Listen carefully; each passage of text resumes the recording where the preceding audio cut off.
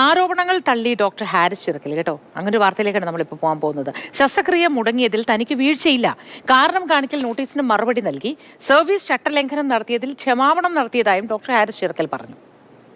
രാഹുൽ ജി നാഥുണ്ട് വിശദവിവരങ്ങളുമായി. Rahul, good morning.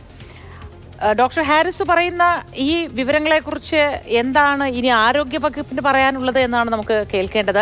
ഇനി ആ ഒരു കാരണം കൊണ്ട്, അദ്ദേഹത്തിന്റെ പിഴവ് കൊണ്ട് ഈ ശസ്ത്രക്രിയ മുടങ്ങി എന്നത് വീണ്ടും ആരോപിക്കുമോ, മറ്റെന്തെങ്കിലും നടപടികളിലേക്ക് കടക്കുമോ? ഇത്തരം കാര്യങ്ങളൊക്കെ കാത്തിരുന്ന് കാണണം അല്ലേ?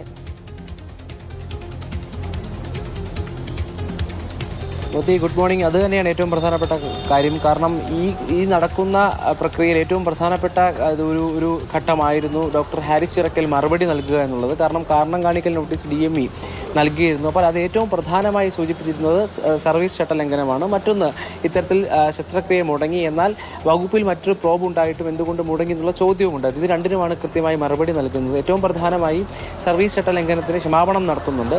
അത് മുൻപ് എല്ലാം പറഞ്ഞിട്ടുണ്ട്. കാരണം ഇത്തരത്തിൽ ശസ്ത്രക്രിയ മുടങ്ങിയതിൽ തനിക്ക് മാനസിക വിഷമം ഉണ്ടായി.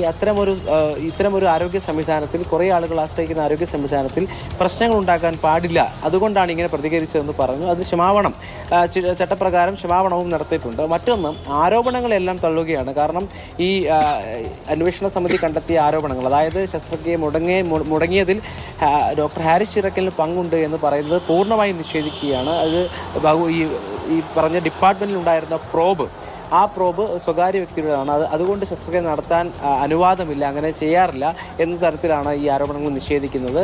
ഇത് വൈകിയതിൽ തനിക്ക് പങ്കില്ല എന്നുകൂടി ഡോക്ടർ ഹാരിസ് ചിറക്കൽ വ്യക്തമാക്കുകയാണ്.